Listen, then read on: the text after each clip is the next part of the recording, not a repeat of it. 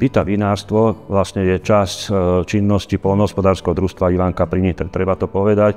Takže náš podnik sa venuje okrem vinárstvu samozrejme rastlinnej výrobe, živočíšnej výrobe. Tá stará história hovorí o tom, že víno z tejto lokality Byta putovalo aj na kráľovský dvor do Viedne. Môj osobný vzťah k vínu pochádza ešte úplne z detstva.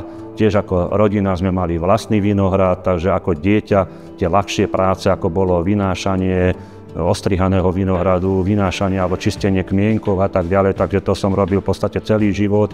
Vinohradnícka oblasť Byta je typická aj tým, teda okrem nás sa tu nachádzajú aj menšie vinárstvá a veľmi dobrá spolupráca s týmito malými vinárstvami alebo vinármi je v tom, že sa tu dvakrát do roka organizujú podujatia, volajú sa Jánske vína. Tento rok je významný tým, že celú produkciu nášho hrozna spracujeme tu do tejto pivnici, kde sme v podstate technologicky aj stavebne vyriešili všetky problémy predchádzajúceho obdobia, v podstate od mlynkoostopkovača cez pneumatický lís, odkalovacie nádobe, rototanky na červené víno, až na tieto nádrže, ktoré sú riadené automaticky chladením. Nitra je samozrejme zaujímavá tým, že teda je to mesto mladých ľudí, vysokých škôl, hrad, všetky tie arboretum, alebo neviem, teda cyklotrasa a všetko to tak zapadá do takého zážitkového života.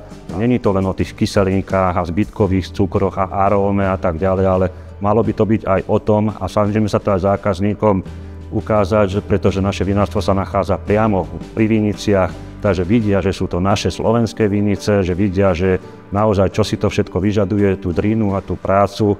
Takže ja to vsádzam na ten príbeh v tom, že treba vidieť za tým tých ľudí a treba vidieť ten kus roboty.